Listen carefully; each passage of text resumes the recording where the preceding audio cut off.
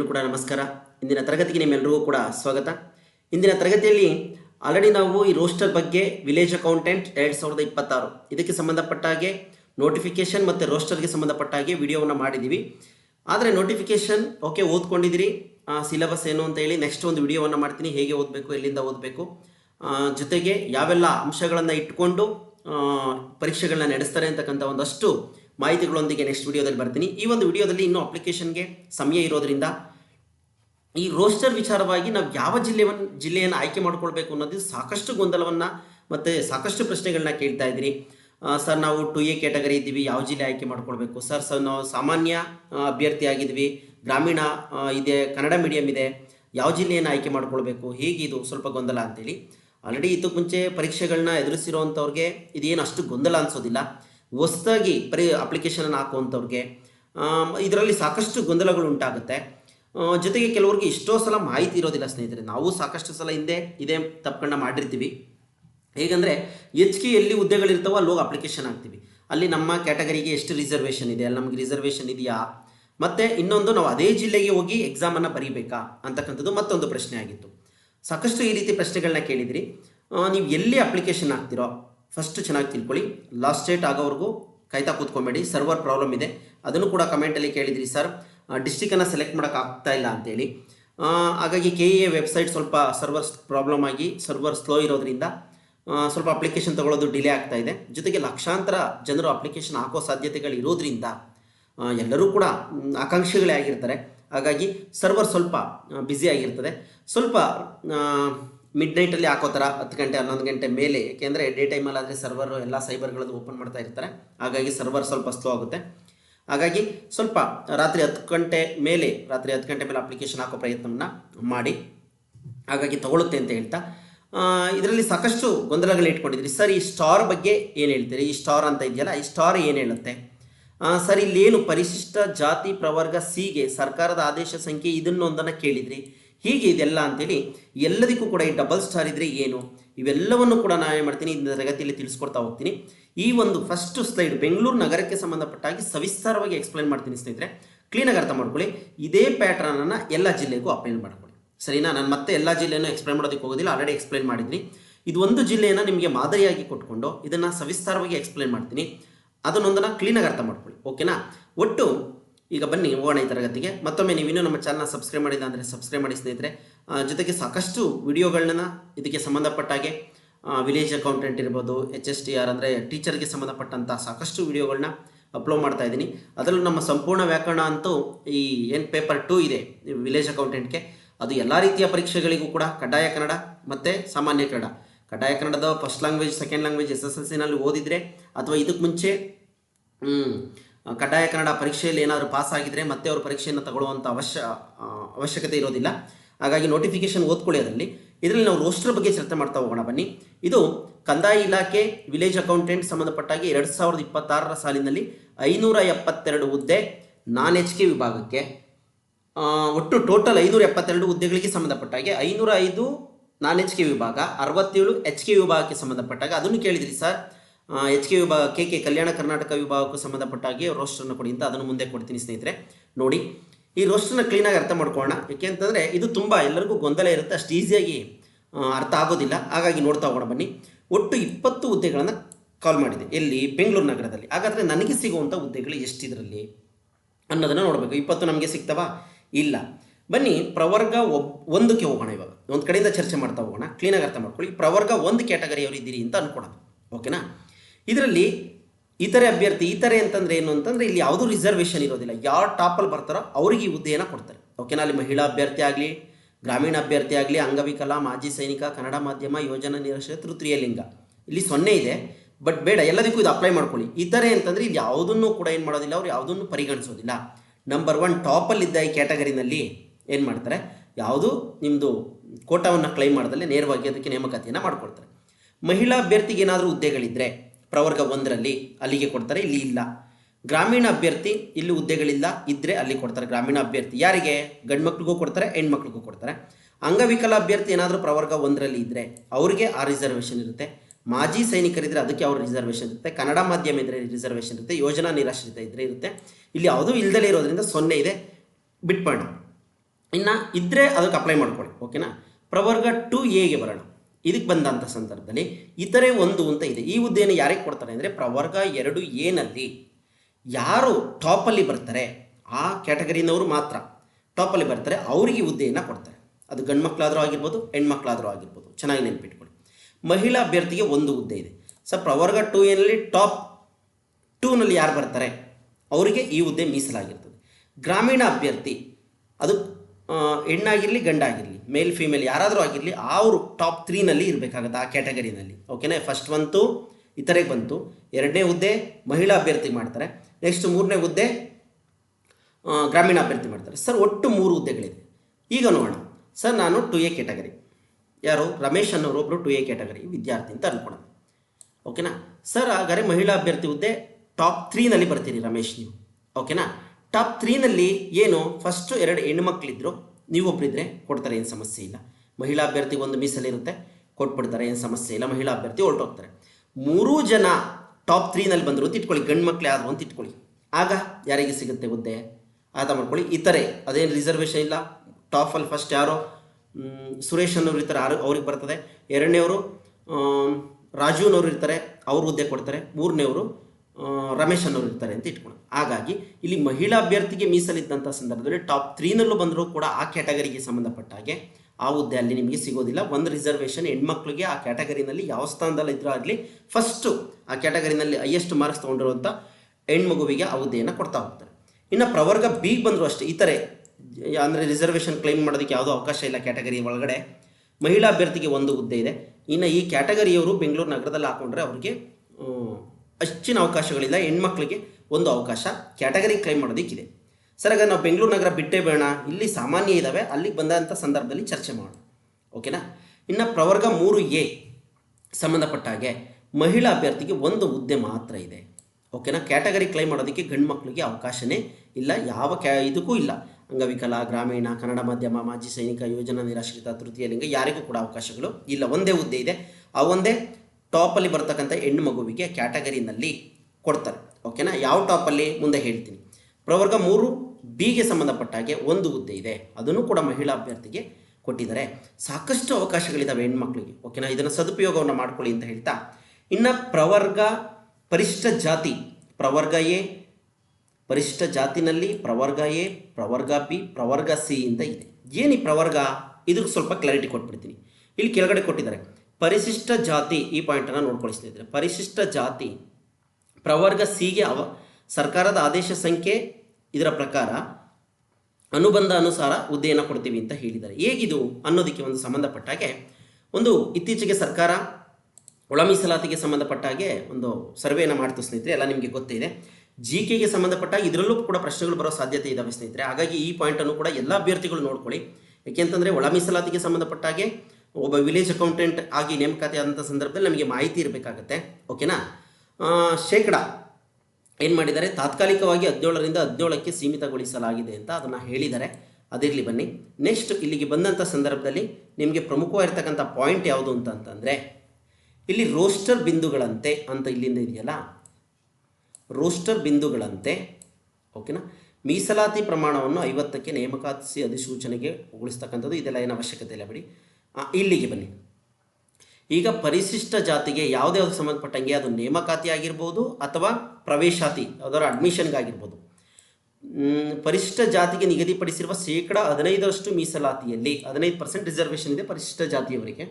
ಅದರಲ್ಲಿ ಪ್ರವರ್ಗ A, ಪ್ರವರ್ಗ B, ಪ್ರವರ್ಗ C ಅಂತ 3 ಸ್ಟೆಪ್ಪನ್ನು ಪಂಗಡವನ್ನು ಮಾಡಿರೋದ್ರಿಂದ ಇದರಲ್ಲಿ ಒಳ ಮೀಸಲಾತಿಯನ್ನು ಮಾಡಲು ಮೊದಲ ಪ್ರವರ್ಗ Aಗೆ 5.25, ಪ್ರವರ್ಗ Bಗೆ 5.25, ಪ್ರವರ್ಗ Cಗೆ 4.5 ಪ್ರಮಾಣದಲ್ಲಿ ಅನುಷ್ಠಾನಗೊಳಿಸತಕ್ಕದ್ದು ಅಂತ ಕೊಟ್ಬಿಟ್ಟಿದ್ದಾರೆ. ಓಕೆನಾ.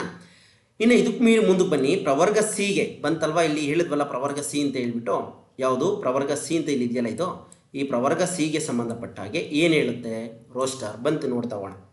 Cಗೆ ಲಭ್ಯವಾಗುವ ಹುದ್ದೆಗಳಲ್ಲಿ ಪ್ರವೇಶಾತಿ ಸೀಟುಗಳಲ್ಲಿ, ಅದು ಹುದ್ದೆ ಆಗಿರ್ಬೋದು ಅಥವಾ ಯಾವುದಾದ್ರು ಅಡ್ಮಿಷನ್ ಆಗಿರ್ಬೋದು, ಅದರಲ್ಲಿ ಶೇಕಡ 20ರಷ್ಟು ಹುದ್ದೆಗಳನ್ನು ಪ್ರವೇಶಾತಿ ಸೀಟುಗಳನ್ನು ಪರಿಶಿಷ್ಟ ಜಾತಿಯಲ್ಲಿನ 59 ಅತ್ಯಂತ ಹಿಂದುಳಿದ ಜಾತಿಗಳಿಗೆ ಮೀಸಲಿರಿಸುವುದು ಅಂದರೆ ಈ ಪ್ರವರ್ಗ ಸಿಗೆ ಈ 4.5 ಏನು ಪರ್ಸೆಂಟೇಜ್ ರಿಸರ್ವೇಷನನ್ನು ಮಾಡಿರ್ತಾರೆ ಒಳ ಮೀಸಲಾತಿನಲ್ಲಿ, ಅದರಲ್ಲಿ 20% ಹುದ್ದೆಗಳನ್ನು 59 ಅತ್ಯಂತ ಹಿಂದುಳಿದ ಜಾತಿಗಳು ಅಂತ ಏನು ಅದರಲ್ಲಿ ಬರುತ್ತೆ, ಆ ಕ್ಯಾಟಗರಿನಲ್ಲಿ ಪರಿಶಿಷ್ಟ ಜಾತಿನಲ್ಲಿ, ಅದರಲ್ಲಿ ಅವ್ರಿಗೆ ರಿಸರ್ವೇಷನ್ನ ಕೊಡಬೇಕಾಗತ್ತೆ.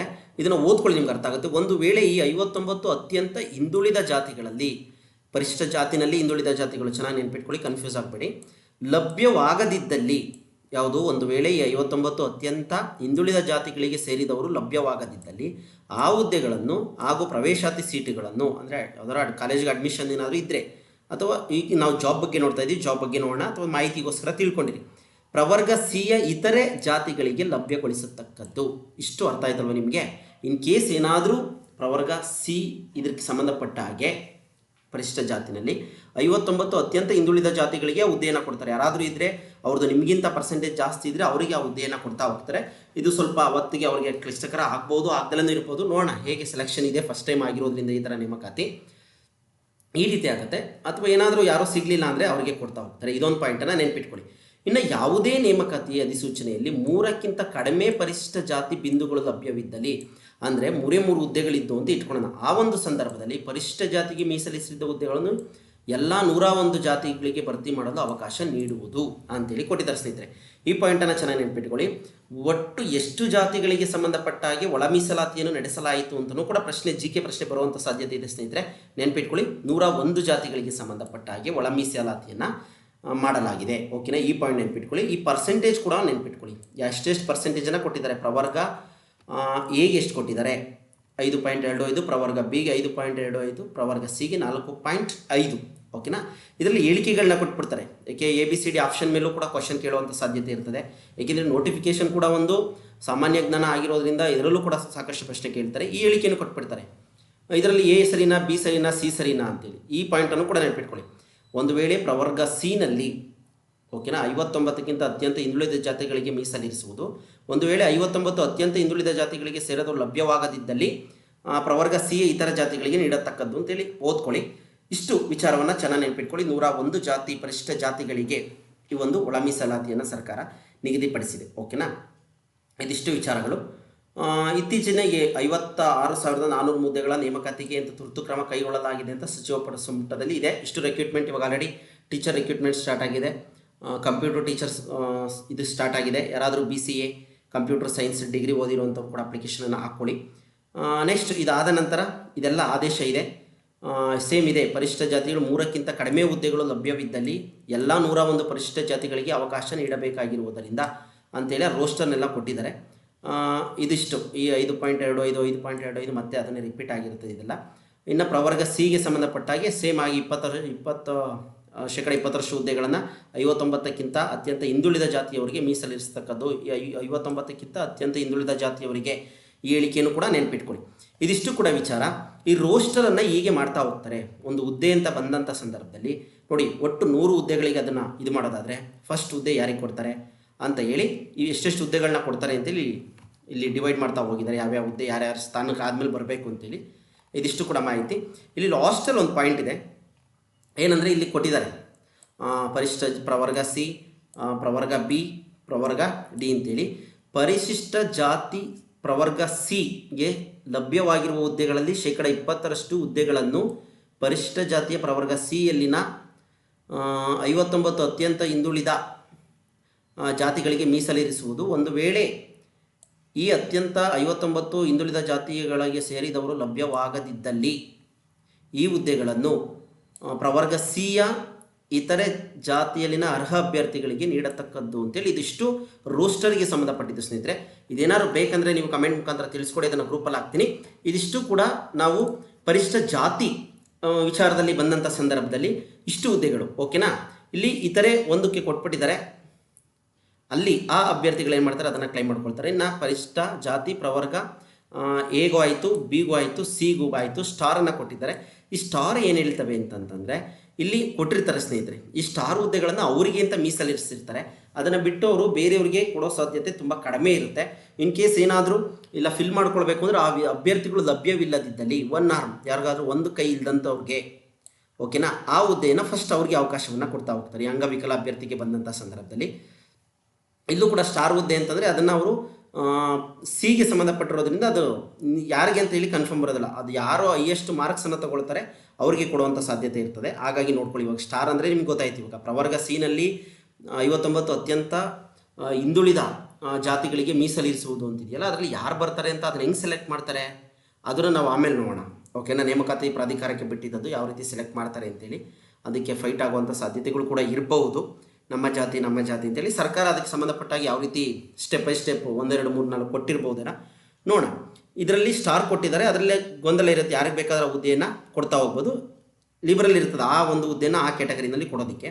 ಇನ್ನು ಅಂಗವಿಕಲ ಅಭ್ಯರ್ಥಿನಲ್ಲಿ ಸ್ಟಾರ್ 1 ಏನೇನು ಬರ್ತವೆ, 1 ಕೈ ಇಲ್ದಲೇ ಇರೋರಿಗೆ, ಬೋತ್ ಆರ್ಮ್ 2 ಕೈ ಇಲ್ದಲೇ ಇರೋರಿಗೆ, ಬೋತ್ ಲೆಗ್ ಇವೆಲ್ಲ ಬರ್ತಾ ಹೋಗ್ತವೆ. 1 ಲೆಗ್ಗು ಸ್ಟೆಪ್ ಬೈ ಸ್ಟೆಪ್ ಏನು ಮಾಡ್ತಾರೆ, ಇಳಿಸ್ತಾ ಬರ್ತಾರೆ. ಕೊನೆಗೆ ಯಾರೂ ಲಭ್ಯವಾಗದೇ ಇದ್ದಂಥ ಸಂದರ್ಭದಲ್ಲಿ ಯಾರು ಆ ಅಂಗವಿಕಲ ಅಭ್ಯರ್ಥಿ ಆ ಜಿಲ್ಲೆಯಲ್ಲಿ ಇರ್ತಾರೆ ಅವರಿಗೆ ಆ ಹುದ್ದೆಯನ್ನು ಕೊಡ್ತಾ ಹೋಗ್ತಾರೆ. ಓಕೆನಾ. ಇಷ್ಟು ಕ್ಲಾರಿಟಿ ಸಿಕ್ತು ಅಂತ ಅನ್ಕೊತೀನಿ. ಇನ್ನು ಡಬಲ್ ಸ್ಟಾರ್ ಇದ್ದರೆ ಡಫ್ ಆ್ಯಂಡ್ ಡಮ್ ಅಂತ ಕರಿತೀವಲ್ಲ, ಕಿವುಡರು ಮತ್ತು ಮೂಗರು ಅಂತೇಳಿ ಅವರಿಗೆ ಸಂಬಂಧಪಟ್ಟಂಥ ಹುದ್ದೆ ಆಗಿರ್ತದೆ. ಅದು ಕೂಡ ಲಿಬರಲ್ ಇರುವಂಥ ಸಾಧ್ಯತೆಗಳಿರ್ತದೆ. ಯಾರೋ ಅಭ್ಯರ್ಥಿ ಆ ಥರ ಅಭ್ಯರ್ಥಿ ಲಭ್ಯವಾಗದಿದ್ದಂಥ ಸಂದರ್ಭದಲ್ಲಿ ಆ ಹುದ್ದೆಯನ್ನು ಬೇರೆ ಇತರೆ ಅಂಗವಿಕಲ ಅಭ್ಯರ್ಥಿಗಳಿಗೂ ಕೂಡ ಕೊಡೋ ಸಾಧ್ಯತೆಗಳು ಬಹುತೇಕ ಇದ್ದಾವೆ. ಓಕೆನಾ. ಹಾಗಾಗಿ ಇಷ್ಟು ವಿಚಾರವನ್ನು ನೋಡ್ಕೊಳ್ಳಿ. ಇದರಲ್ಲಿ ಏನೂ ಡೌಟ್ ಇಲ್ಲ. ಇನ್ನು ಲಾಸ್ಟಿಗೆ ನಮಗೆ ಮೇಯ್ನ್ ಪಾಯಿಂಟ್ ಇರ್ತಕ್ಕಂಥದ್ದು, ಸರ್ ನಮ್ಮ ಕ್ಯಾಟಗರಿ ಪ್ರವರ್ಗ 1 ಅವ್ರಿಗೂ 1 ಹುದ್ದೆ ಇಲ್ಲಪ್ಪ, ಏನು ಮಾಡಬೇಕು, ನಾನು ಬೆಂಗಳೂರಲ್ಲೇ ಬರೀಬೇಕು ಅಂದ್ಕೊಂಡಿದ್ದೀನಿ ಏನಂತೇಳಿ. ಸಾಮಾನ್ಯ ಅಭ್ಯರ್ಥಿಗೆ ಬರೋಣ ಸ್ನೇಹಿತರೆ. ಈ ಟಾಪಿಕ್ಕಿಗೆ ಬನ್ನಿ. ಇಲ್ಲಿ ಲಾಸ್ಟ್ ಇದು ಮೇಯ್ನ್ ಇರ್ತಕ್ಕಂಥದ್ದು ಈ ವಿಚಾರ ತಿಳ್ಕೊಳ್ಳಿ. ಕ್ಯಾಟಗರಿನಲ್ಲಿ ಇಲ್ಲ ಅಂತ ಕೈ ಸೋಸಿ ಬಿಡಬೇಡಿ. ಈ GM ಅಲ್ಲಿ ಇರ್ತಕ್ಕಂಥ ಎಲ್ಲ ಹುದ್ದೆಗಳು ನಿಮ್ಮದೇ ಆಗಿರ್ತವೆ. ಓಕೆನಾ.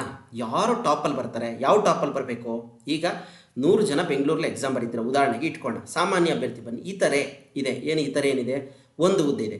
ಈ ಇತರೆಯನ್ನು ಯಾರಿಗೆ ಕೊಡ್ತಾರೆ ಅಂತಂದರೆ ಟಾಪಲ್ಲಿರೋವಂಥವ್ರಿಗೆ ಏನೂ ರಿಸರ್ವೇಷನನ್ನು ಕೇಳೋದಿಲ್ಲ. ಮಹಿಳಾ ಅಭ್ಯರ್ಥಿ ಅಂತ ಕೇಳೋದಿಲ್ಲ, ಗ್ರಾಮೀಣ ಅಭ್ಯರ್ಥಿ ಅಂತ ಕೇಳೋದಿಲ್ಲ, ಅಂಗವಿಕಲ ಅಭ್ಯರ್ಥಿ ಅಂತ ಕೇಳೋದಿಲ್ಲ, ಮಾಜಿ ಸೈನಿಕ, ಕನ್ನಡ ಮಾಧ್ಯಮ ಯಾವುದನ್ನು ಕೇಳಲ್ಲ, ಯೋಜನಾ ನಿರಾಶ್ರಿತ ಅಂತ. ಎಷ್ಟು ಮಾರ್ಕ್ಸ್ ಇತ್ತಾ ಅವರಿಗೆ ಈ ಹುದ್ದೆಯನ್ನು ಕೊಟ್ಬಿಡ್ತಾರೆ.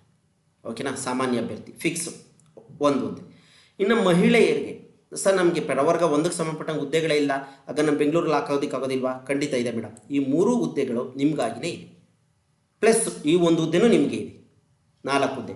ಗ್ರಾಮೀಣ ಅಭ್ಯರ್ಥಿ ಆ 2 ಹುದ್ದೆನೂ ನಿಮ್ಮದೇ. ಅಂಗವಿಕಲತೆ ಇದ್ದರೆ ಅವ್ರು ಕ್ಲೈಮ್ ಮಾಡ್ಕೊಳ್ತೀರಿ. ನೆಕ್ಸ್ಟ್ ಮಾಜಿ ಸೈನಿಕ ಅವರಿದ್ದರೆ ಕ್ಲೈಮ್ ಮಾಡ್ಕೊಳ್ತೀರಿ. ಯೋಜನಾ ನಿರಾಶ್ರಿತ ಅವರಿದ್ದರೆ ಕ್ಲೈಮ್ ಮಾಡ್ಕೊಳ್ತೀರಿ. ಇಲ್ಲ ಈ ಹುದ್ದೆಗಳೆಲ್ಲ ಹಂಗೆ ಖಾಲಿ ಉಳ್ಕೊಳ್ತವೆ. ತೃತೀಯ ಲಿಂಗ ಅವರಿದ್ದರೆ ಕ್ಲೈಮ್ ಮಾಡ್ಕೊಳ್ತಾರೆ. ಇಲ್ಲ ಅಂತಂದರೆ ಆ ಹುದ್ದೆ ಹಂಗೆ ಖಾಲಿ ಉಳ್ಕೊಳುತ್ತೆ, ಬೇರೆ ಯಾರಿಗೂ ಕೊಡೋದಿಲ್ಲ. ಇನ್ ಕೇಸ್ ಸೆಕೆಂಡ್ ಲಿಸ್ಟ್ ಏನಾದರೂ ಅನೌನ್ಸ್ ಮಾಡಿದ್ರೆ ಆ ಸಂದರ್ಭದಲ್ಲಿ ಆಗುತ್ತೆ ಅನ್ನೋ ಅದ್ರ ಬಗ್ಗೆ ಮಾಹಿತಿ ಇಲ್ಲ. ಫಸ್ಟ್ ಇವಾಗ ಮೇಯ್ನ್ ಎಕ್ಸಾಮ್ ಇಂಟೆನ್ಷನ್ ಹೋಗ್ಬೇಡಿ. ಸರ್ ಹಾಗಾದರೆ ಗಂಡು ಮಕ್ಕಳಿಗೆ ನನಗೆ ಯಾವುದೋ ಕ್ಯಾಟಗರಿ ಮೇಲೆ ಕ್ಲೈಮ್ ಮಾಡೋದಕ್ಕೆ ಬರೋಲ್ಲ ಅಂತ ಇಟ್ಕೊಳ್ಳೋಣ. ಎಲ್ಲೋ ಒಂದೊಂದು ನೋಡಿ, ಇಲ್ಲೆಲ್ಲ ಮಹಿಳಾ ಅಭ್ಯರ್ಥಿಗಳಿಗಿದ್ದಾವೆ. ಬೇರೆ ಈ ಪ್ರವರ್ಗ 2B, ಪ್ರವರ್ಗ 3A, ಪ್ರವರ್ಗ 3Bಗೆ ಯಾವ ಹುದ್ದೆಗಳು ಇಲ್ಲ ಸರ್. ಹಾಗಾದ್ರೆ ನಾನು ಬೆಂಗಳೂರಲ್ಲಿ ಅಪ್ಲಿಕೇಶನ್ ಹಾಕೋದಕ್ಕಾಗೋದಿಲ್ವಾ? ನನಗೆ ಎಷ್ಟು ಹುದ್ದೆ ಸಿಗ್ತವೆ ಈ ಬೆಂಗಳೂರಲ್ಲಿ? ಓಕೆನಾ. ಇದೊಂದನ್ನು ಚೆನ್ನಾಗಿ ಎಕ್ಸ್ಪ್ಲೇನ್ ಮಾಡ್ತಾ ಇರ್ತೀನಿ, ನೋಡ್ಕೊಳ್ಳಿ, ಸ್ವಲ್ಪ ಟೈಮ್ ತೊಗೊಳುತ್ತೆ. ಸಾಮಾನ್ಯ ಅಭ್ಯರ್ಥಿ, ಈ ಗ್ರಾಮೀಣ ಅಭ್ಯರ್ಥಿ ಏನಾದರೂ ನಿಮ್ಮಲ್ಲಿ ರೂರಲ್ ಕೋಟಾ ಇದ್ದರೆ ಈ 2 ಹುದ್ದೆ ಪ್ಲಸ್ ಇತರೆ 1 ಹುದ್ದೆ, ಈ 3 ಹುದ್ದೆಗಳು ನನಗೆ ಯಾವುದೋ ಕ್ಯಾಟಗರಿ ಕ್ಲೈಮ್ ಮಾಡೋಕ್ಕೆ ಅವಕಾಶಗಳೇ ಇಲ್ಲ ಅನ್ನೋ ಅಂಥವ್ರು ಈ 3 ಹುದ್ದೆಗಳು ಗಂಡು ಮಕ್ಕಳಿಗೆ ಅವಕಾಶ ಇದೆ. ಹೆಣ್ಮಕ್ಳಿಗಾದರೆ ಏನಾಗುತ್ತೆ, ನನಗೆ ಯಾವುದೋ ಕ್ಯಾಟಗರಿ ಕ್ಲೈಮ್ ಮಾಡೋದಕ್ಕಾಗೋದಿಲ್ಲ, ಗ್ರಾಮೀಣ ಅಭ್ಯರ್ಥಿ 2 ಹುದ್ದೆಗಳು, ಮಹಿಳಾ ಅಭ್ಯರ್ಥಿಗಳು 3, ಇತರೆ ಒಟ್ಟು 6 ಹುದ್ದೆಗಳು ಸಿಕ್ಕಿದ್ರೆ ಗಂಡು ಮಕ್ಕಳಿಗೆ 3 ಹುದ್ದೆಗಳು ಸಿಗುತ್ತೆ. ಸರ್ ನನಗಿಂತ ಮೇಲ್ಗಡೆ 3 ಗಂಡು ಮಕ್ಕಳಿದ್ದಾರೆ. ಈಗ ಯಾರೋ ಒಬ್ಬರು ಎಕ್ಸ್ ಅನ್ನೋ ವ್ಯಕ್ತಿಗೆ ನನಗಿಂತ ಮೇಲ್ಗಡೆ 3 ಗಂಡು ಮಕ್ಕಳಿದ್ದಾರೆ ಸರ್. ನಾನು 4ನೇವನಿದ್ದೀನಿ, ನನ್ನ ಕೆಳಗಡೆ 3 ಜನ ಹೆಣ್ಮಕ್ಳಿದ್ದಾರೆ. ನನಗೆ ಜಾಬ್ಗೆ ಸಿಗೋಂಥ ಸಾಧ್ಯತೆಗಳಿದೆಯಾ? ಖಂಡಿತ ಇಲ್ಲ. ಟಾಪ್ 3ನಲ್ಲೇ ಅವರು ಗ್ರಾಮೀಣ ಅಭ್ಯರ್ಥಿ, ನಿಮ್ಮಲ್ಲಿ ಗ್ರಾಮೀಣ ಸರ್ಟಿಫಿಕೇಟ್ ಇದ್ದರೆ ಆಗುತ್ತೆ. ಗ್ರಾಮೀಣ ಸರ್ಟಿಫಿಕೇಟ್ ಕೂಡ ಇಲ್ಲ, ಟಾಪಲ್ಲೇ ಇವ್ರು 3 ಜನ ಇದ್ದಾರೆ ಅಂತಂದರೆ ಅವ್ರಿಗೆ ಆಗುವಂಥ ಸಾಧ್ಯತೆ ಇರ್ತದೆ. ಅವರಲ್ಲೂ ಕೂಡ ಯಾವುದೋ ರಿಸರ್ವೇಷನ್ ಇಲ್ಲ ಅಂದರೆ, ಇನ್ ಕೇಸ್ ನಿಮಗೆ ಆ ಮೇಲ್ಗಡೆ ಇರುವಂಥವ್ರಿಗೆ ಅವ್ರು ಬರೀ GM ಆಗಿರ್ತಾರೆ. ಓಕೆನಾ. ಸಾಮಾನ್ಯದಲ್ಲಿ ಸಾಮಾನ್ಯ ಆಗಿರ್ತಾರೆ, ಅವರಿಗೆ ರೂರಲ್ ಸರ್ಟಿಫಿಕೇಟ್ ಇಲ್ಲ. ನಿಮ್ಮಲ್ಲಿ ರೂರಲ್ ಸರ್ಟಿಫಿಕೇಟ್ ಇದೆ ಅಂದರೆ ಎಕ್ಸ್ ಅನ್ನೋ ವ್ಯಕ್ತಿಗೆ ಇದರಲ್ಲೂ ಕೂಡ ಅವಕಾಶಗಳು ಸಿಗ್ತಾ ಹೋಗುತ್ತೆ. ಓಕೆನಾ. ಹಾಗಾಗಿ ಟೋಟಲ್ ಆಗಿ ಗ್ರಾಮೀಣ ಅಭ್ಯರ್ಥಿ ಇದೆ ಅಂತ ಅಂದ್ಕೊಂಡ್ರೆ ಆ 2 ಹುದ್ದೆ ಗಂಡು ಮಕ್ಳು ಇಟ್ಕೊಳ್ಳಿ, ಪ್ಲಸ್ ಈ ಥರ ಒಂದು 3 ಹುದ್ದೆಗಳನ್ನ ಇಟ್ಕೊಳ್ಳಿ. ಅರ್ಥ ಆಯ್ತಲ್ಲ. ಇನ್ ಕೇಸ್ ಯಾರೋ ಗ್ರಾಮೀಣ ಅಭ್ಯರ್ಥಿಗಳು ಅಪ್ಲಿಕೇಶನ್ ಹಾಕ್ತಲೇ ಇರ್ಬೋದು ಬೆಂಗಳೂರು ನಗರದಲ್ಲಿ, ಇವೆಲ್ಲ ಸಾಧ್ಯತೆಗಳಿರ್ತವೆ. ಇದನ್ನು ಅನಾಲಿಸಿಸನ್ನು ನೀವು ಮಾಡಬೇಕಾಗುತ್ತೆ, ನಾನು ಎಲ್ಲ ಅಪ್ಲಿಕೇಶನ್ ಹಾಕಬೇಕು ಅಂತೇಳಿ. ಓಕೆನಾ. ಜಾಸ್ತಿ ಹುದ್ದೆಗಳ ಕಡೆ ಇರೋವಂಥ ಕಡೆಗೆ ಹಾಕ್ಕೊಳ್ತೀರೋ ಅದು ನಿಮಗೆ ಬಿಟ್ಟಿದ್ದು. ಸಾಕಷ್ಟು ಜನ ಕೇಳ್ತಾ ಇದ್ದೀರಿ, ಸರ್ ಎಲ್ಲ ಅಪ್ಲಿಕೇಶನ್ ಹಾಕಲಿ, ಸರ್ ಇಲ್ಲ ಅಪ್ಲಿಕೇಶನ್ ಹಾಕಲ್ಲ ಅಂತೇಳಿ. ಇದನ್ನು ಕ್ಲೀನಾಗಿ ಅರ್ಥ ಮಾಡ್ಕೊಂಡಿದ್ದೀರಾ ಅನ್ನೋದೇ ಆದರೆ ನಿಮಗೆ ನೀವು ಡಿಸೈಡ್ ಮಾಡಬೇಕಾಗುತ್ತೆ. ಅದನ್ನು ನಾನು ಹೇಳೋದಕ್ಕೆ ಬರೋದಿಲ್ಲ, ನೀವು ಇಂಥ ಜಿಲ್ಲೆನಲ್ಲಿ ಅಪ್ಲಿಕೇಶನ್ ಹಾಕಿ ಅಂತೇಳಿ.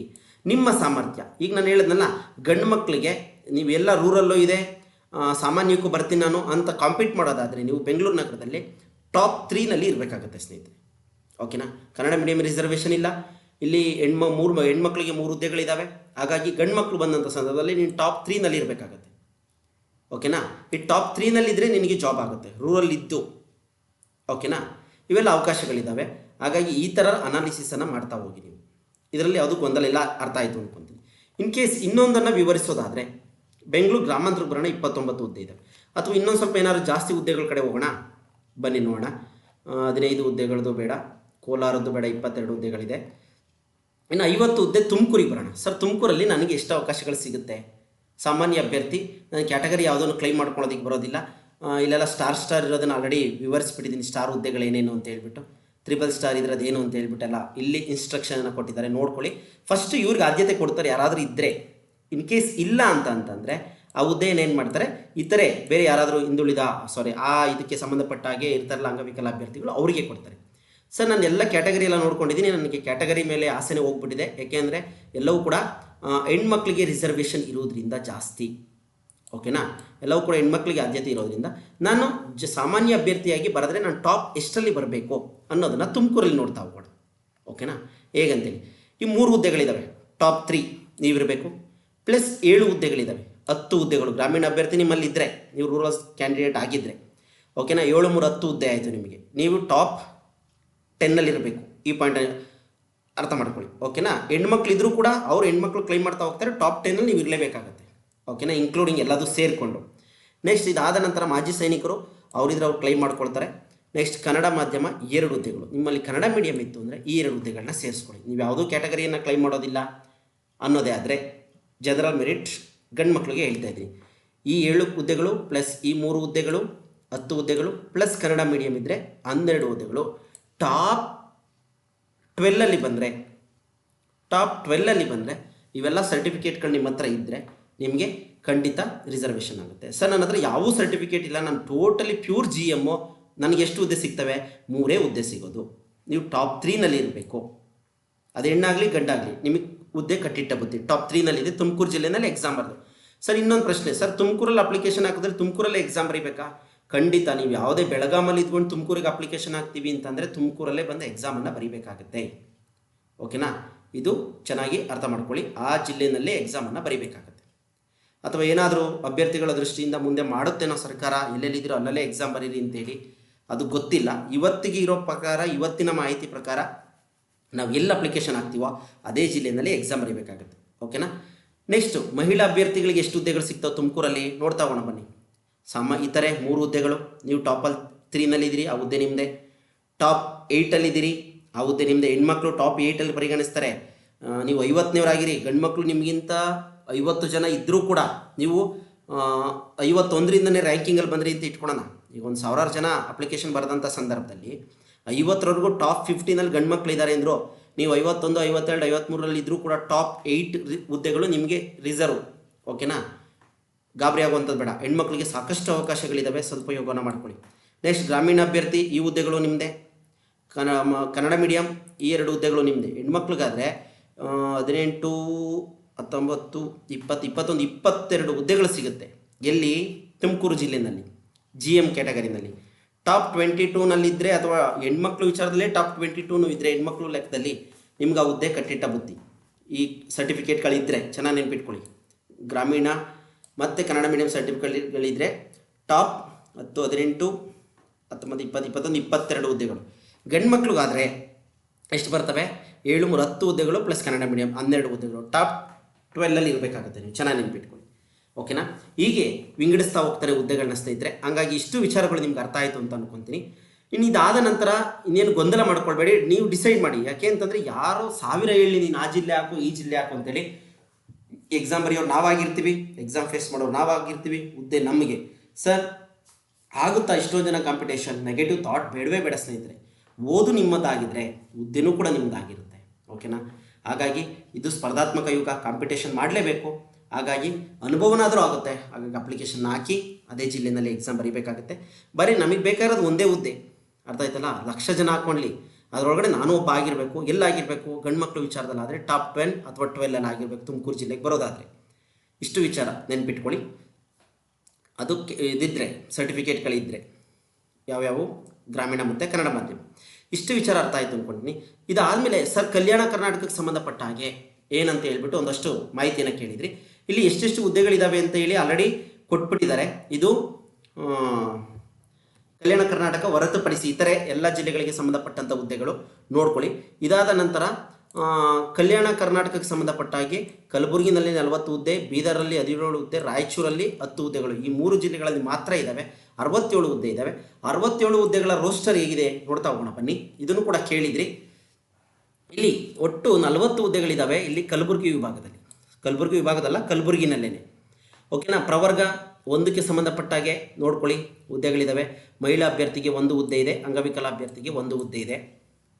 ಪ್ರವರ್ಗ 2A ಬಂದಂಥ ಸಂದರ್ಭದಲ್ಲಿ ಮಹಿಳಾ ಅಭ್ಯರ್ಥಿಗಳಿಗೆ 3 ಹುದ್ದೆ ಇದೆ, ಗ್ರಾಮೀಣ ಅಭ್ಯರ್ಥಿಗಳಿಗೆ 2 ಹುದ್ದೆ ಇದೆ. 2A ಕ್ಯಾಟಗರಿಯಲ್ಲಿ ಬರ್ತಕ್ಕಂಥ ಯಾವುದೇ ಗ್ರಾಮೀಣ ಅಭ್ಯರ್ಥಿ ಟಾಪ್ 2ನಲ್ಲಿ ಇದ್ದರೆ, ಗಂಡು ಮಕ್ಕಳಾದರೆ ನಿಮ್ಗೆ ಆ ಹುದ್ದೆ ನಿಮ್ದಾಗುತ್ತೆ. ಇನ್ನು ಇದಾದ ನಂತರ ಅಂಗವಿಕಲ ಇದೆ. ನೆಕ್ಸ್ಟು ಕನ್ನಡ ಮೀಡಿಯಮ್ಗೆ 1 ಇದೆ. ಓಕೆನಾ. ಇಷ್ಟನ್ನು ನೋಡ್ಕೊಳ್ಳಿ. ಇದಾದಮೇಲೆ ಪ್ರವರ್ಗ 2Bಗೆ ಬಂದಂಥ ಸಂದರ್ಭದಲ್ಲಿ ಅಂಗವಿಕಲ ಅಭ್ಯರ್ಥಿಗೆ 1 ಹುದ್ದೆ ಮಾತ್ರ ಇದೆ. ಪ್ರವರ್ಗ 3Aಗೆ ಬಂದಂಥ ಸಂದರ್ಭದಲ್ಲಿ ಗ್ರಾಮೀಣ ಅಭ್ಯರ್ಥಿ 1 ಇದೆ, ಅಂಗವಿಕಲ ಅಭ್ಯರ್ಥಿ 1 ಹುದ್ದೆ ಇದೆ. 2 ಹುದ್ದೆಗಳು ಇದ್ದಾವೆ 3ನಲ್ಲಿ. ಅದು ಒಂದು ಅಂಗವಿಕಲತೆ, ಮತ್ತೊಂದು ಗ್ರಾಮೀಣ ಅಭ್ಯರ್ಥಿ ಮಾತ್ರ ಇದೆ. ಗ್ರಾಮೀಣ ಅಭ್ಯರ್ಥಿ 1 ಹುದ್ದೆ ಯಾರಿಗೆ ಕೊಡ್ತಾರೆ ಸರ್? ಯಾರು ಟಾಪ್ 1 ಕ್ಯಾಟಗರಿನಲ್ಲಿ ಬರ್ತಾರೋ ಅವ್ರಿಗೆ ಮಾತ್ರ ಈ ಹುದ್ದೆ ಸಿಗುತ್ತೆ. ಆ ಕ್ಯಾಟಗರಿಗೆ ಸಂಬಂಧಪಟ್ಟಾಗೆ GML ಅಲ್ಲ. ಪ್ರವರ್ಗ 3Bಗೆ ಸಂಬಂಧಪಟ್ಟಾಗ ಮಹಿಳಾ ಅಭ್ಯರ್ಥಿಗೆ 1 ಹುದ್ದೆ ಇದೆ, ಅಂಗವಿಕಲ ಅಭ್ಯರ್ಥಿಗೆ 1 ಹುದ್ದೆ ಇದೆ. ಪರಿಶಿಷ್ಟ ಜಾತಿ ಅದರೊಳಗೆ ಪ್ರವರ್ಗ A, ಪರಿಶಿಷ್ಟ ಜಾತಿನೊಳಗೆ ಪ್ರವರ್ಗ Aಗೆ ಇತರೆ 1, ಮಹಿಳಾ ಅಭ್ಯರ್ಥಿ 1, 2 ಹುದ್ದೆಗಳಿದ್ದಾವೆ. ಇನ್ನು ಪರಿಶಿಷ್ಟ ಜಾತಿನಲ್ಲಿ ಪ್ರವರ್ಗ Bಗೆ ಸಂಬಂಧಪಟ್ಟಾಗೆ ಇತರೆ ಅಭ್ಯರ್ಥಿಗೆ 1, ಮಹಿಳಾ ಅಭ್ಯರ್ಥಿಗೆ 1 ಹುದ್ದೆ ಇದೆ. ಇನ್ನು ಅದರಲ್ಲಿ ಪ್ರವರ್ಗ C ಆಲ್ರೆಡಿ ಹೇಳಿದರೆ 59 ಅತ್ಯಂತ ಹಿಂದುಳಿದ ಜಾತಿಗಳು ಆದ ನಂತರ ಅದರಲ್ಲಿ 20% ರಿಸರ್ವೇಷನ್ ಅಂದ್ಕೊಳ್ಳಿ. 20% ರಿಸರ್ವೇಷನ್ ಇರೋದೇ 1 ಹುದ್ದೆ. ಅದು ಯಾರಿಗಾಗುತ್ತೆ ನೋಡಿ, ಅದಕ್ಕೋಸ್ಕರ ಸ್ಟಾರ್ ಮಾರ್ಕ್ ಕೊಟ್ಬಿಟ್ಟಿದ್ದಾರೆ ಸ್ನೇಹಿತರೆ. ಇವಾಗ ಅರ್ಥ ಆಯಿತು ಅನ್ಕೊತೀನಿ. ಯಾರಿಗೆ ಕೊಡ್ತೀವಿ ಅಂತ ಹೇಳಲ್ಲ ಅವರು, ಯಾರು ಟಾಪಲ್ಲಿ ಬರ್ತಾರೆ, ಯಾವ ಜಾತಿಯವರು ಅದರೊಳಗಡೆ ಈ ಒಳ ಮೀಸಲಾತಿಗೆ ಸಂಬಂಧಪಟ್ಟಾಗಿ ಯಾವ ಜಾತಿಯವರು ಏನಾಗ್ತಾರೆ ಅಲ್ಲಿ ಬರ್ತಾರೆ ಟಾಪಲ್ಲಿ, ಅವರಿಗಾಗುತ್ತೆ. ಅವರು ಅದನ್ನು ಹೇಗೆ ಕ್ಲೈಮ್ ಮಾಡ್ಕೊಳ್ತಾರೆ ನೋಡೋಣ. ಪರಿಶಿಷ್ಟ ಜಾತಿ ಪರಿಶಿಷ್ಟ ಪಂಗಡಕ್ಕೆ ಸಂಬಂಧಪಟ್ಟ ಹಾಗೆ ಇತರೆ 1 ಹುದ್ದೆ ಇದೆ, ಗ್ರಾಮೀಣ ಅಭ್ಯರ್ಥಿಗೆ 1 ಹುದ್ದೆ ಇದೆ, 2 ಹುದ್ದೆಗಳಿದ್ದಾವೆ. ಈ 2 ಹುದ್ದೆಗಳು ಕೂಡ ಎಲ್ಲರೂ ಕೂಡ ಫೈಟ್ ಮಾಡ್ಬೋದು, ಗಂಡು ಮಕ್ಕಳು ಹೆಣ್ಮಕ್ಳು ಆ ಕ್ಯಾಟಗರಿನಲ್ಲಿ. ಇನ್ನು ಸಾಮಾನ್ಯಕ್ಕೆ ಬಂದಾಗ ಕಲಬುರಗಿ ವಿಭಾಗದಲ್ಲಿ 4 ಹುದ್ದೆಗಳಿದ್ದಾವೆ ಇತರೆ. ಇವು ಟಾಪ್ ಪ್ಯೂರ್ GMಗೆ ಟಾಪಲ್ಲಿ ಬಂದರೆ ಅವ್ರಿಗಾಗುತ್ತೆ. ಮಹಿಳಾ ಅಭ್ಯರ್ಥಿಗಳಿಗೆ 6 ಹುದ್ದೆಗಳಿದ್ದಾವೆ, ಗ್ರಾಮೀಣ ಅಭ್ಯರ್ಥಿ 5 ಹುದ್ದೆಗಳಿದ್ದಾವೆ. ಇಲ್ಲಿ 3 ಸ್ಟಾರ್ನ ಕೊಟ್ಟಿದ್ದಾರೆ, ಅದು ASD ಅಂತ ಹೇಳಿ ಕೊಟ್ಟಿದ್ದಾರೆ, ಇಲ್ಲಿ ಓದ್ಕೊಳ್ಳಿ. ನೆಕ್ಸ್ಟ್ ಇದಾದ ನಂತರ ಮಾಜಿ ಸೈನಿಕರಿಗೆ 0 ಹುದ್ದೆಗಳಿದ್ದಾವೆ, ಕನ್ನಡ ಮೀಡಿಯಂ 0 ಹುದ್ದೆಗಳಿದ್ದಾವೆ, 2 ಹುದ್ದೆಗಳಿದ್ದಾವೆ. ಇನ್ನು ಸಾಮಾನ್ಯ ಅಭ್ಯರ್ಥಿ ಹೇಳ್ತಾ ಇದ್ದೀವಲ್ವಾ, ಸಾಮಾನ್ಯ ಅಭ್ಯರ್ಥಿ 4 ಹುದ್ದೆಗಳು ಪ್ಲಸ್ 6 ಹುದ್ದೆಗಳು ಮಹಿಳಾ ಅಭ್ಯರ್ಥಿಗಳಿಗೆ, ಗ್ರಾಮೀಣ ಅಭ್ಯರ್ಥಿ 5 ಹುದ್ದೆಗಳು, ಮಾಜಿ ಸೈನಿಕ 2 ಹುದ್ದೆಗಳು, ಕನ್ನಡ ಮಾಧ್ಯಮ 1 ಹುದ್ದೆ, ಯೋಜನಾ ನಿರಾಶ್ರಿತ 1 ಹುದ್ದೆ, ತೃತೀಯ ಲಿಂಗಿಗಳಿಗೆ ಏನಿಲ್ಲ. ಹಾಗಾದರೆ ಗಂಡು ಮಕ್ಕಳಾದರೆ ಟಾಪ್ ಎಷ್ಟರಲ್ಲಿ ಬರಬೇಕಾಗತ್ತೆ? ಗಂಡು ಮಕ್ಕಳೇ ಪ್ಯೂರ್ ಗಂಡು ಮಕ್ಕಳೇ ಆದರೆ, ಅದರಲ್ಲೇನಾದರೂ ಹೆಣ್ಮಕ್ಳು ಬಂದುಬಿಟ್ರೆ ಟಾಪಲ್ಲಿ ಕಷ್ಟ ಆಗುತ್ತೆ. ಓಕೆ, ಅದೊಂದು ಕೂಡ ಮನಸ್ಸಲ್ಲಿ ಇಟ್ಕೊಂಡಿರಿ. ಗ್ರಾಮೀಣ ಅಭ್ಯರ್ಥಿ 5 ಹುದ್ದೆಗಳು ಪ್ಲಸ್ ಇತರೆ 4, ಗಂಡು ಮಕ್ಕಳೇ ಟಾಪ್ 9ಅಲ್ಲಿ ಇರಬೇಕಾಗತ್ತೆ. ಪ್ಲಸ್ ಇದೊಂದು ಹುದ್ದೆ ನೆನ್ಪಿಟ್ಕೊಳ್ಳಿ, ಕನ್ನಡ ಮೀಡಿಯಂ 9, 10 ಟಾಪ್ 10ಅಲ್ಲಿ ನೀವಿದ್ದರೆ ಗಂಡು ಮಕ್ಕಳು ಈ ಸರ್ಟಿಫಿಕೇಟ್ಗಳಿದ್ರೆ ಕನ್ನಡ ಮೀಡಿಯಮ್ಮು ಪ್ಲಸ್ ಗ್ರಾಮೀಣ ಅಭ್ಯರ್ಥಿ ಸರ್ಟಿಫಿಕೇಟ್ ಇದ್ದು ಟಾಪ್ 10ಅಲ್ಲಿ ಇದ್ದರೆ ಆ ಹುದ್ದೆ ನಿಮ್ದಾಗುತ್ತೆ. ಓಕೆನಾ. ಇಷ್ಟು ವಿಚಾರವನ್ನು ನೆನ್ಪಿಟ್ಕೊಳ್ಳಿ. ಹೆಣ್ಮಕ್ಳಿಗೆ ಬಂದಂಥ ಸಂದರ್ಭ GM ಸಹ ನಮ್ಗೆ ಯಾವುದೂ ಕ್ಯಾಟಗರಿ ಕ್ಲೈಮ್ ಮಾಡೋದಕ್ಕೆ ಅವಕಾಶ ಇಲ್ಲ, ನಾನು GMಲ್ಲೇ ಆಗಬೇಕು ಅಂದರೆ ನೋಡಿ, ಕನ್ನಡ ಮೀಡಿಯಂ 1 ಹುದ್ದೆ, ಗ್ರಾಮೀಣ ಅಭ್ಯರ್ಥಿ 6, 12, 4, 16 ಹುದ್ದೆಗಳು ಹೆಣ್ಮಕ್ಳಿಗೆ ಅವಕಾಶಗಳಿದ್ದಾವೆ ಎಲ್ಲಿ? ಕಲಬುರಗಿ ವಿಭಾಗದಲ್ಲಿ. ಇದಿಷ್ಟು ವಿಚಾರವನ್ನು ನೋಡ್ಕೊಳ್ಳಿ. ಇನ್ನು ಎಲ್ಲವೂ ಕೂಡ ಆಯಾ ಕ್ಯಾಟಗರಿಯವರು ಆಯಾ ರಿಸರ್ವೇಷನ್ ಅವರು ಅದನ್ನು ನೋಡ್ಕೊಳ್ತಾ ಹೋಗಬೇಕಾಗುತ್ತೆ. ಒಂದು ಪ್ಲ್ಯಾನ್ ಮಾಡ್ಕೊಳ್ಳಿ. ಯಾರೂ ಕೂಡ ಹೇಳೋದಿಲ್ಲ, ಇನ್ಕ್ಲೂಡ್ ನಾನು ಕೂಡ ಹೇಳೋದಿಲ್ಲ ಇದೇ ಜಿಲ್ಲೆಗೆ ಹಾಕಿ ಅಂತೇಳಿ. ಹೇಗಾಗಿ ನಾನು ಹೇಳಲಿ ಇದೇ ಜಿಲ್ಲೆಗೆ ಹಾಕ್ಕೊಳ್ಳಿ ಅಂತೇಳಿ? ಆಗೋದಿಲ್ಲ. ಇನ್ನು ರಾಯಚೂರು ಕಲ್ಯಾಣ ಕರ್ನಾಟಕ ಸ್ಥಳೀಯ ವೃಂದಗಳಿಗೆ ಸಂಬಂಧಪಟ್ಟ ಹಾಗೆ ನೋಡ್ತಾ ಹೋಗೋಣ ಬನ್ನಿ.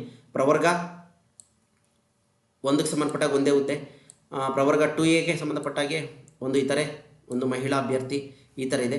ಪ್ರವರ್ಗ 1Bಗೆ 1, ಪ್ರವರ್ಗ 3Aಗೆ ಯಾವುದೇ ಹುದ್ದೆಗಳು ಇಲ್ಲ, 0 ಇದೆ. ನೆಕ್ಸ್ಟು 3Bಗೆ ಯಾವುದೇ ಹುದ್ದೆಗಳು ಇಲ್ಲ. ಪರಿಶಿಷ್ಟ ಜಾತಿಗೆ ಏಕೆಂದರೆ ಇಲ್ಲಿ 1 ಹುದ್ದೆ ಕೊಟ್ಬಿಟ್ಟವ್ರು. ಇಲ್ಲಿ ಪರಿಶಿಷ್ಟ ಜಾತಿನಲ್ಲಿ ಪ್ರವರ್ಗ ABC ಕೊಟ್ಟಿಲ್ಲ. ಯಾಕೆಂದರೆ 3ಕ್ಕಿಂತ ಹುದ್ದೆಗಳು ಕಡಿಮೆ ಇದ್ದರೆ ಅದನ್ನು ವಿಂಗಡಿಸೋದಕ್ಕೆ ಬರೋದಿಲ್ಲ ಅಂತ ಹೇಳ್ಬಿಟ್ಟು ಏನು ಮಾಡಿಬಿಟ್ಟಿದ್ದಾರೆ, ಎಲ್ಲ ಜಾತಿಯವರು ಅವ್ರ ಜಾತಿನಲ್ಲಿ ಟಾಪಲ್ಲಿ ಬರ್ತಾರೋ ಅವ್ರಿಗೆ ಆ ಹುದ್ದೆ ಸಿಗ್ತಾ ಹೋಗುತ್ತೆ. ನೆಕ್ಸ್ಟು ಪರಿಶಿಷ್ಟ ಪಂಗಡ, ಇಲ್ಲೂ ಕೂಡ 1 ಹುದ್ದೆಗಳಿಲ್ಲ. ಸಾಮಾನ್ಯ ಅಭ್ಯರ್ಥಿ ಇತರೆ ಒಂದು ಇದೆ, ಮಹಿಳಾ ಅಭ್ಯರ್ಥಿ ಒಂದಿದೆ, ಗ್ರಾಮೀಣ ಅಭ್ಯರ್ಥಿ ಎರಡಿದ್ದಾವೆ, ಅಂಗವಿಕಲತೆ ಒಂದಿದೆ. ಓಕೆನಾ, ಇಷ್ಟನ್ನು ನೋಡ್ಕೊಳ್ತಾ ಹೋಗಿ. ನೆಕ್ಸ್ಟ್ ಇದಾದ ನಂತರ ಇಲ್ಲಿ ಮೂರೇ ಜಿಲ್ಲೆಯಲ್ಲಿ ಕಾಲ್ಫಾರ್ಮ್ ಇರುವಂಥದ್ದು ಸ್ನೇಹಿತರೆ. ಓಕೆನಾ, ಕಲ್ಯಾಣ ಕರ್ನಾಟಕದಲ್ಲಿ ಕಲಬುರಗಿ, ಬೀದರ್, ರಾಯಚೂರು ಈ ಮೂರೇ ಹುದ್ದೆಗಳಲ್ಲಿ ಇರೋದ್ರಿಂದ ಮೂರೇ ಜಿಲ್ಲೆಗಳಲ್ಲಿರೋದ್ರಿಂದ ಇನ್ನು ಬೀದರ್ಗೆ ಬರೋಣ. ಬೀದರಲ್ಲೂ ಕೂಡ ಪ್ರವರ್ಗ ಮಹಿಳಾ ಅಭ್ಯರ್ಥಿಗಳಿಗೆ ಒಂದು ಹುದ್ದೆ ಇದೆ. ಪ್ರವರ್ಗ 1ರಲ್ಲಿ, ಪ್ರವರ್ಗ 2A ಒಂದು ಹುದ್ದೆ ಮಹಿಳಾ ಅಭ್ಯರ್ಥಿಗೆ, ಒಂದು ಹುದ್ದೆ ಗ್ರಾಮೀಣ ಅಭ್ಯರ್ಥಿ, ಒಂದು ಹುದ್ದೆ ಅಂಗವಿಕಲರಿಗಿದೆ. ಇನ್ನು ಒಂದು ಹುದ್ದೆ ಮಾತ್ರ ಯಾವುದರಲ್ಲಿ ಮಹಿಳಾ ಅಭ್ಯರ್ಥಿಗಳಿಗೆ ಪ್ರವರ್ಗ 2B ಪ್ರವರ್ಗ 3A ಯಾವುದೂ ಕೂಡ ಅವಕಾಶಗಳಿಲ್ಲ. ಪ್ರವರ್ಗ 3B ಕೂಡ ಯಾವುದೂ ಅವಕಾಶಗಳಿಲ್ಲ, ಅಲ್ಲಿ ಯಾವುದೂ ಪೋಸ್ಟ್ಗಳಿಲ್ಲ. ಇನ್ನು ಒಳ ಮೀಸಲಾತಿಗೆ ಬಂದಂಥ ಸಂದರ್ಭದಲ್ಲಿ ಪರಿಶಿಷ್ಟ ಜಾತಿನಲ್ಲಿ ಇತರೆಗೆ ಒಂದು ಹುದ್ದೆ ಇದೆ. ಪ್ರವರ್ಗ Bಗೆ ಅಲ್ಲೂ ಕೂಡ ಒಂದು ಹುದ್ದೆ ಇದೆ.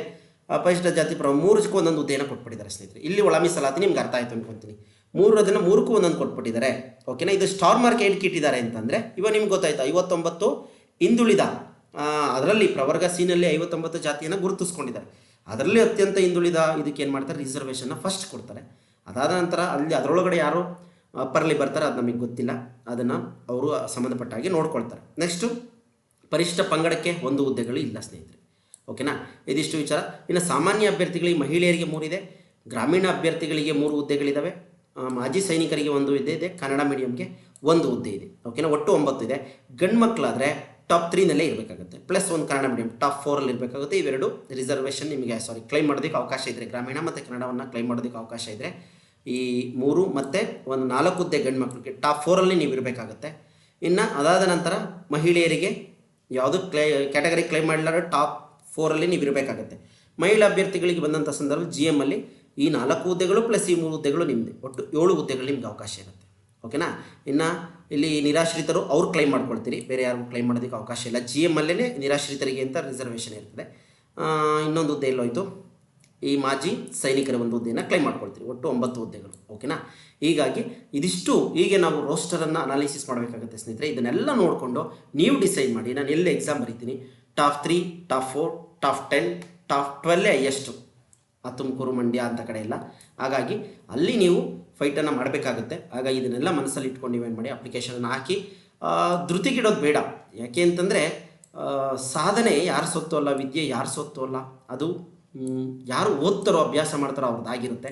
ಹಾಗಾಗಿ ಯಾವುದೇ ಗೊಂದಲ ಇಲ್ಲದೆ ನೀವೇನು ಮಾಡಿ ಅಪ್ಲಿಕೇಶನ್ ಹಾಕಿ ಎಕ್ಸಾಮ್ ಆಮೇಲೆ ಓದ್ಕೊಂಡಿರೋಂಥ ಇನ್ನೂ ಟೈಮ್ ಇದೆ, 3 ತಿಂಗಳು ಟೈಮ್ ಇದೆ. ಹಾಗಾಗಿ ಸಾಕಷ್ಟು ವಿಡಿಯೋಗಳನ್ನ ಅಪ್ಲೋಡ್ ಮಾಡ್ತೀವಿ.